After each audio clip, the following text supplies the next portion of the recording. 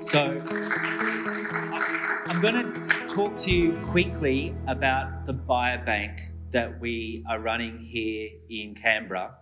It's part of our national program to try to get ITP research up and running.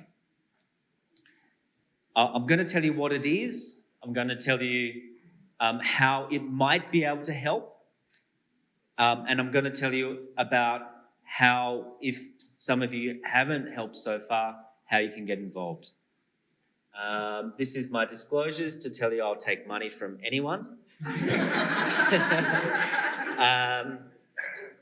We need a biobank because there are uncertainties in ITP, and no one in this room is in any doubt about the fact that there are a lot more questions that your doctors can't answer than that they can. There's a lot about the diagnosis we don't really understand as your doctors. There's a lot about the treatment options that we give to you that we can't predict whether they're going to work. And we don't know how many of you, your disease is going to suddenly get better and go away, and when it's going to come back again. There are different types of research that need to be done, and I'll quickly go through some of them for you to bring you up to speed. And then I'm going to tell you about what we're doing with the biobank and why it's so important. Primary ITP is only ever diagnosed after we've excluded everything else. And so you're only ever as good at this game as you are at guessing and as careful as you are with excluding things. We don't know the future very well. At the best times, we can't even predict what interest rates are going to be like in 12 months' time. But we're even worse at trying to predict outcomes in ITP. We don't know who is going to relapse. We don't know who is going to get into a spontaneous remission and not need their irreversible spleen surgery taken out. And we don't know whether various clinical trials are going to work or not work. And sometimes we just have to sort of have a bit of faith. A lot of the time, your doctors will say to you, well, we'll try this. We don't know if it's going to work, but we'll give it a go. And it's often like this. And this is confronting because you'd think in 2024 with modern medicine, we'd be a bit better at selecting treatments than what we often do. So let me ask you, what is ITP? Am I a disease that's easy to diagnose with confidence? Am I a disease with a predictable future? Am I a disease with a predictable risk even of bleeding? Even with a platelet count, can your doctor tell you how dangerous things are going to be for you? And as we touched on, there's just no way we have at the moment of being able to predict who's going to respond to various treatments. So what are we going to do about that? Answer, research. There are different types of research. So there are surveys which are conducted from time to time, and I think the best example of a really important survey that was done in patients with ITP was the IWISH survey, where they looked at what people with ITP wanted from their disease and wanted from their treatments, and they very interestingly compared them to what their doctors thought their patients wanted for their disease. And it was really interesting to find some of the huge differences and disparities between what doctors thought their patients wanted and what patients really wanted for themselves. But of some of the things that we learned from this survey is that there is a heck of a lot of anxiety that patients reasonably have from not knowing about the diagnosis and from how long it takes to be told they have ITP and they don't have leukemia and they don't have something else. Another really important thing that the IWISH survey brought out was how fatigue is such a powerful problem for a lot of patients living with ITP. So these sort of surveys are really important ways of us being able to understand where we have gaps in our medical knowledge. But surveys, they don't actually fix those gaps. They just help point them out. And there's always limitations with surveys because it can depend a bit on who's going to sit down and take the time to fill those surveys out versus all those other people who might be too busy to fill in the surveys. And you ask yourself also, what was the motivation behind people supporting or financing these sort of surveys? Was there a motive behind it? What about registries and biobanks? Well, an example of a registry that came and went was to do with COVID vaccination. And you, like none of us here are strangers to what COVID and the pandemic did, but straight after the COVID pandemic, trying to survive COVID with all the vaccinations, the fear that was in all of us about what vaccinations could do to your platelets, let alone COVID, the virus itself. And then you're hearing about people dying of blood clots with low platelets, and you're thinking, I've got low platelets already. What's going to happen to me? So we needed to collect a lot of information really quickly, and we did that. And we found that actually vaccinating people against COVID, even if you had ITP, wasn't too dangerous. But it takes time to participate, or it takes time for doctors and researchers to collect that information for registries and biobanks. Biobanks are just like registries, except we also collect blood samples. And with that, we don't necessarily test anything immediately with that biobanked blood. Not all biobanks do a lot of testing up front. So that's another way of saying the information we get from biobanking can take years before we can actually see anything. And there are obvious limitations to anyone collecting your information or your data or your material. What if it ends up in the wrong hands? What if there's a data breach? What if there's material that gets sold off to big pharma and you end up getting cloned somewhere on the other side of the world? Yes, please. And then there's basic science research. This is cutting edge stuff. This is the sort of stuff that happens in facilities like this, the John Curtin School of Medical Research, where people are trying to pick out what's wrong with the immune system, what's wrong with people's immune systems in ITP or other diseases. Are there particular molecules or cytokines or messengers, or it's like our own internal telegrams. And there's one particular molecule called BAF, another one called April, and what role these molecules have in our bloodstreams in tiny levels that might be making ITP worse or might be making ITP better, or in some people it's coming and going. And again, this kind of basic science research, as exciting as it is for us here, it takes years for this to trickle down and make any difference to people actually living with the disease. And it is a little bit harder to understand, particularly when we do research in very limited numbers of samples, of very few people, of only the most motivated people, which is why biobanks or registries or even basic science researchers need to be able to collect blood from as many different people with ITP as possible if we are going to have any chance of being able to understand what some of these tiny little levels of markers mean in the bloodstream. But based on that basic science research, there are some of you today in this room who are right now on clinical trials trying to interfere with some of these molecules. So BAF receptor inhibitors we're trialling right now here in Canberra. And there are other molecules that interfere with BAF and APRIL being trialled elsewhere in Australia. So this is how we're going to make a difference, hopefully, when that basic science research translates into a clinical trial that hopefully makes a huge difference. We don't know yet. But of course, it's a work in progress, and unless someone does it, no one will ever know. Risks can be high. We don't know that every new idea is going to work in it. And so all of you that are participating or have participated in the trial, you've all taken a risk.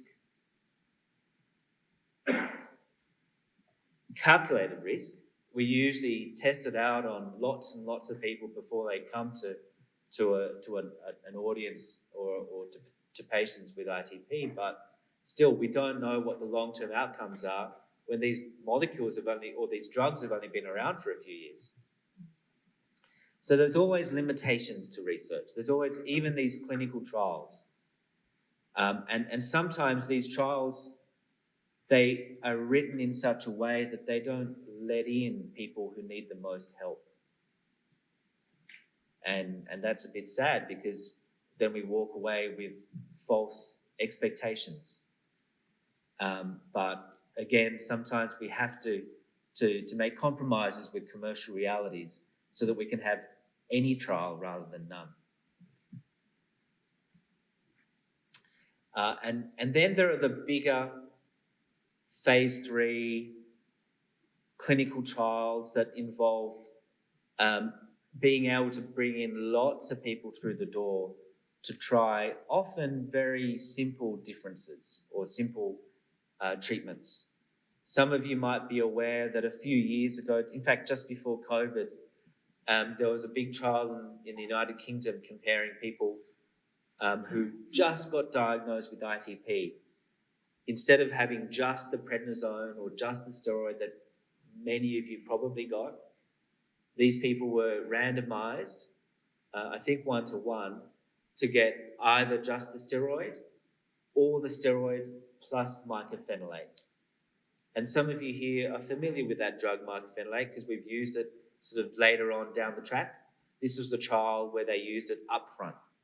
And they found by doing it that way, about 20% of people more didn't relapse than the ones who just got the prednisone alone, suggesting that there might be ways of changing the future by intervening a bit earlier, by doing something a bit differently, by thinking outside of the box rather than doing the same thing over and over again that we've been doing to our patients. Anyway, these big trials, they're often randomized. Again, there can always be a bias to recruitment because they'll generally not always take in literally everyone.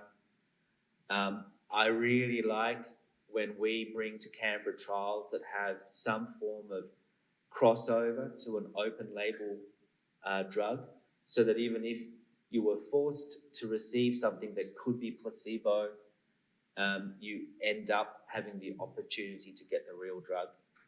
So wherever you are, watch out for those opportunities. But as with any trial that you sign up to, sometimes there are almost limitless obligations to participate in that trial. Weekly blood visits, weekly ECGs, blood draws, travelling. How many hours, Vicky? Every week to and from, just to get to your trial centre. So it's a huge cost personally and to your family just to participate in these trials. And that also means not everyone, particularly people living in regional Australia, not everyone living outside of Sydney and Melbourne and Brisbane can usually get access to some of the latest and greatest studies.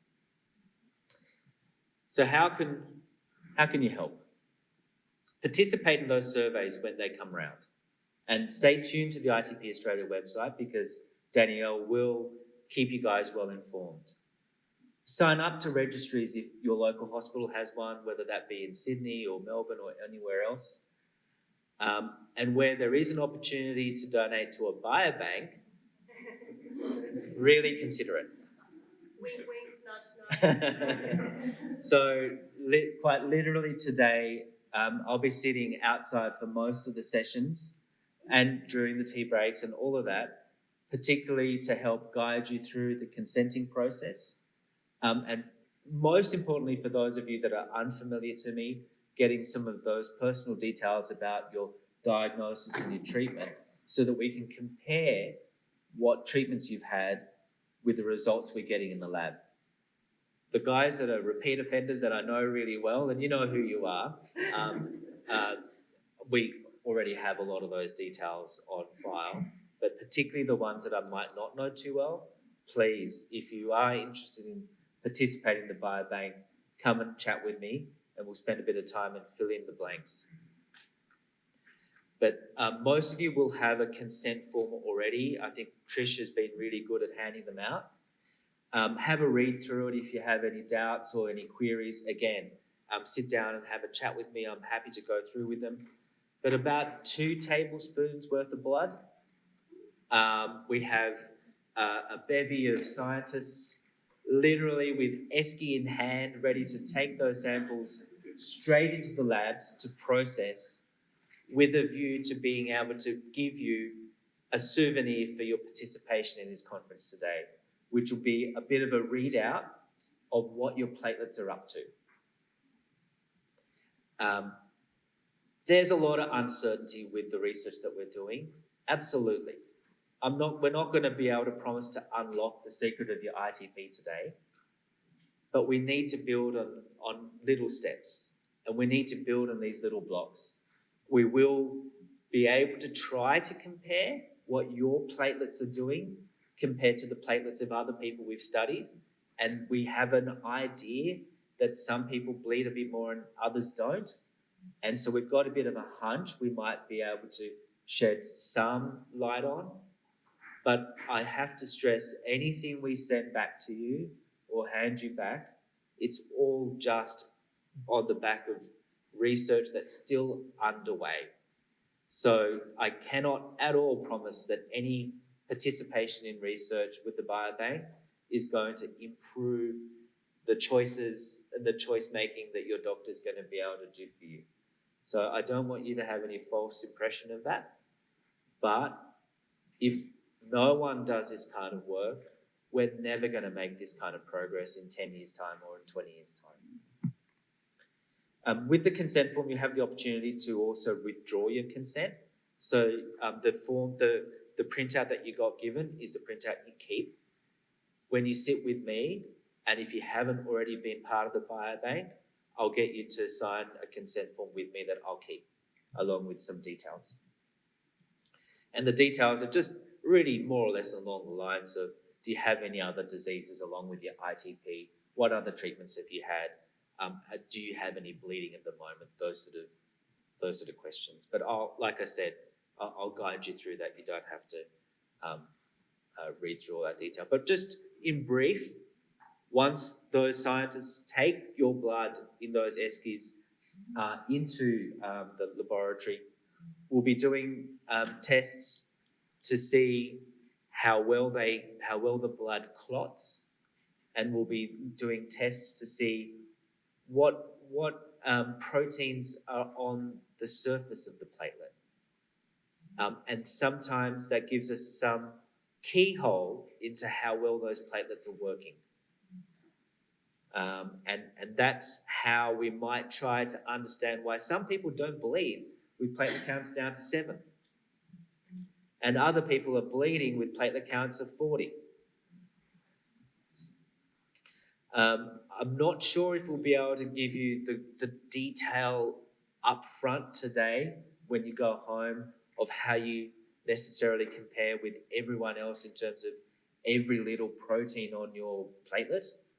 But by the end of all the work that we do, we will have a rough sense of where your platelets or how your platelets compare. And this is the graph that I was explaining to you before. I'm not sure, you can't see the mouse. We'll be able to give you some sense based on this graph of where your platelets sit in terms of how functional they are.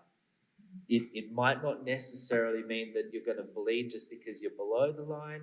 It might not mean that you'll be free of bleeding if you're above the line. But as you can see, most of the patients that we've tested, it seems to sort of give us some sense of how well the platelets are working. Other aspects of the work that we are doing at the John Curtin attempt to try to identify better ways of diagnosing ITP. Remember that first problem you had when you ended up in ED or in your GP's office where the doctor's scratching their heads going, look, there's something wrong here, but I'm not sure what it is. It might be ITP. That's because there's no test that we've got to diagnose ITP. Most of you already know that. But what we're trying to do is see if there are better ways that we can develop a test so that within a shorter time frame, we can tell patients, yeah, it looks like it's ITP, and these are the treatments that are more likely to work. And that might be based not on a hunch, not on a guess, not on just personal bias or which drug company sponsored our last dinner meeting, but it might be based on exactly what the immune system is up to. And that's going to take a deep dive, and that takes a lot of research. It takes a lot of resources, and it takes a lot of samples. Right now, ITP is still a diagnosis of exclusion. But even as a diagnosis, it's just a cloud. It's a messy cloud of different diseases, some of which get better with rituximab, some of which don't. Some do well with splenectomy, and some didn't. And as doctors, we are still just riding shotgun and with the treatment options that are available. So when we collect your samples, we'll run them through a range of tests to see what's wrong with the immune system, what's wrong with the actual platelet function themselves, and try eventually one day, this is more like the holy grail of it all, to find out if we can separate people out into categories or subcategories of disease that might respond better to certain treatments based on evidence, and then be able to say to you, based on what we found, I think this is a better chance of working than splenectomy, or than rituximab, or than the BAFF inhibitor, or then another round of steroids. So like I said, I can't stress enough, please don't walk away thinking we're going to give you the answer to your disease by participating in the biobank. It's going to take time. But it's also going to take your generous donations of blood samples and information before we're ever going to make any progress in this area. Thank you very much.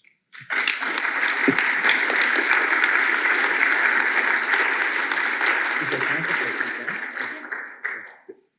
Any questions? Yeah. Absolutely. And that's a really good question, and thank you for asking, because I should have made the point. One of the things that we're doing very differently to anywhere else, there are other biobanks in Canada that are massive, but a lot of the time they're collecting the sample just once in that patient's life, and they don't have a lot of detail about what that patient's been up to. What we hope to do, and this is what takes a lot of time and investment, and none of this is possible without Liz Gardner, who is our scientific leader and absolute god of the field of platelet research. It's going to take a lot of time to see what happens to people's immune system and their platelets when they're well compared to when they're not well. And look, obviously for some of you that are from out of town, it might be harder to participate in the longer term repeat sample collection. But particularly for anyone in town, when we collect you when you're well compared to when you're unwell, and when you're well again, and then when you're unwell again, it's those subtle differences that might give us a clue as to what it is that's wrong about your immune system that's causing you to relapse, or what's better about your immune system, which is why you're no longer having ITP. And that, again, takes time. It takes a lot of resources, takes a lot of patience, and it takes a lot of generosity from you guys.